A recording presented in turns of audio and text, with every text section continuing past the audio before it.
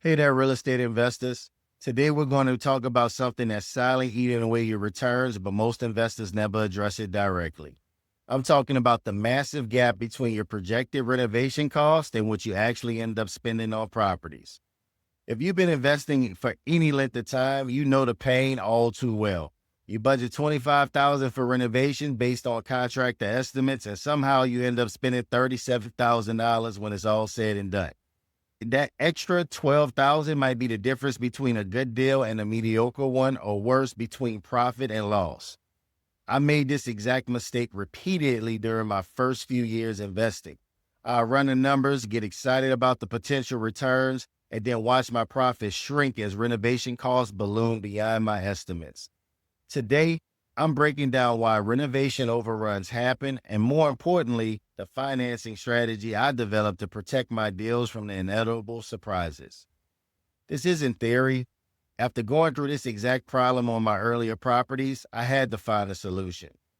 What I discovered transformed how I structured my renovation funding and preserved my returns even when projects went over budget. Let's dive in. Let's be honest about the reality of renovations and real estate investing. There are five main reasons why most projects go over budget.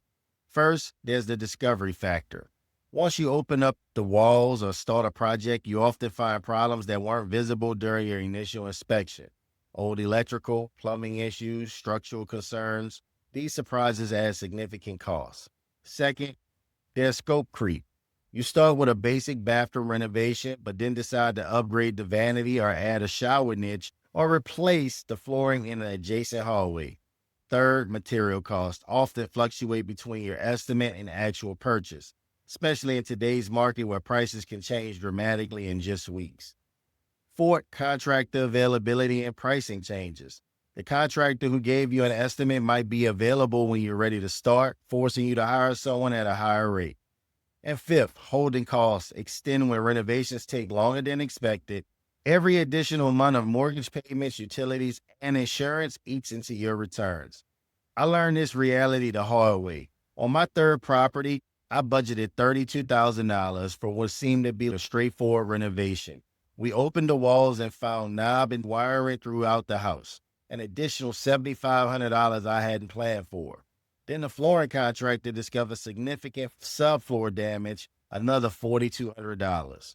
By the time we finished, my simple $32,000 renovation had ballooned to just over $48,000. The property still cash flowed, but my projected cash on cash return dropped from 12% to 8.5%. Not terrible, but not what I had planned for. This renovation reality creates a serious financing dilemma for most investors. Here's the typical approach I see investors take, which is exactly what I did in my earlier properties. You secure financing for the purchase price plus your estimated renovation cost with perhaps a small contingency fund of 10 to 15%. When the inevitable overruns happen, you're forced into one of three bad options. One, you dip into your personal savings, which depletes your reserves for future opportunities or emergencies. Two, you use high interest credit cards or personal loans to cover the difference, creating expensive debt that eats into your returns. Or three, you cut corners on the renovation to stay within the budget, which affects the property value and rental income potential.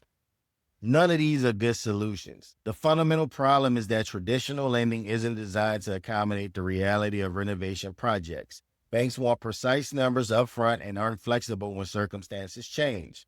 This mismatch between renovation reality and traditional financing is why I had to completely rethink my fund. After dealing with these challenges repeatedly, I discovered a far better approach to renovation funding. The solution came through strategic relationship with private lenders who actually understand the renovation process from an investor's perspective. Here's how the right funding partners transform my renovation approach. First, these lenders build in realistic contingency funds of 20 to 30%, not just the 10% most banks might allow. This provides a crucial buffer for the inevitable surprises. Second, they offer draw processes that align with project milestones rather than predetermined schedules. This means you can adjust the scope as needed when you discover issues. Third, many of these lenders include interest reserves in the loan, so holding costs during extended renovations don't come out of your pocket. Fourth, they can often approve mid-project change orders quickly when major issues are discovered, rather than forcing you to seek separate financing.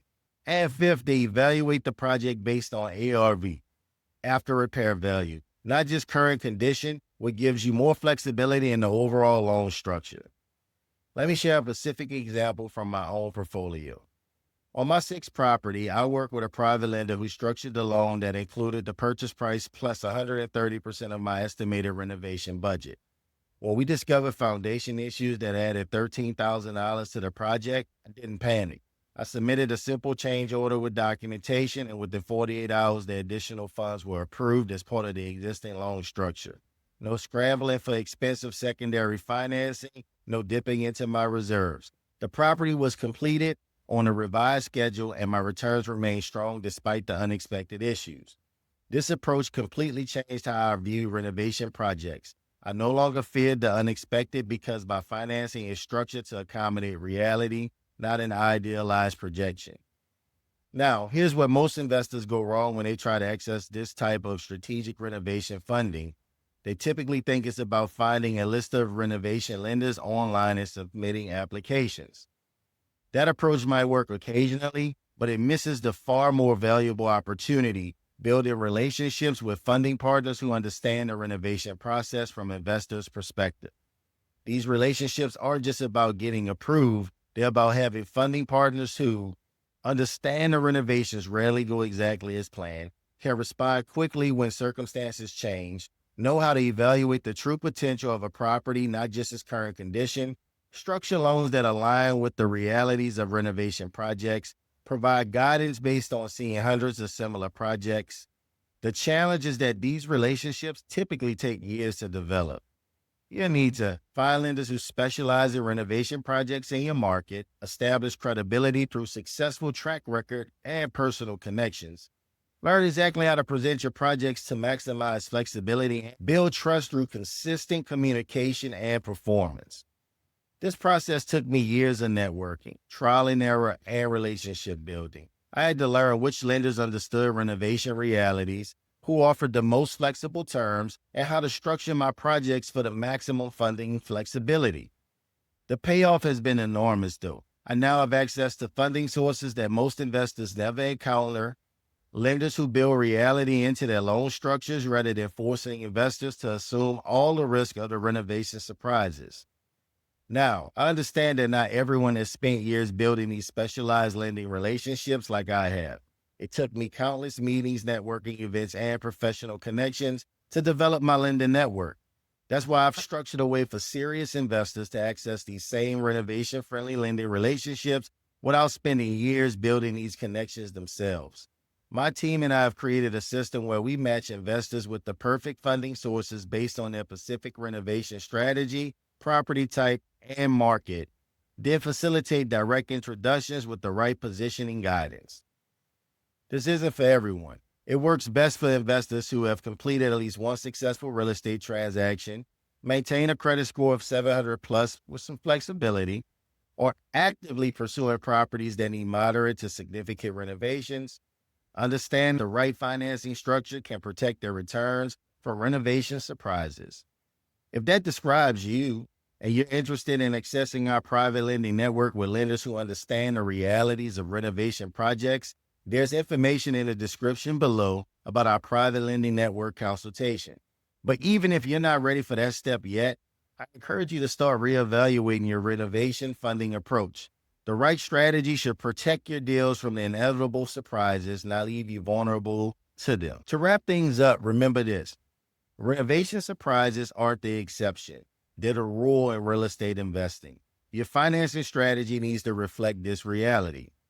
The transition from rigid conventional financing to strategic lending relationships was the key that allowed me to take more ambitious renovation projects with confidence.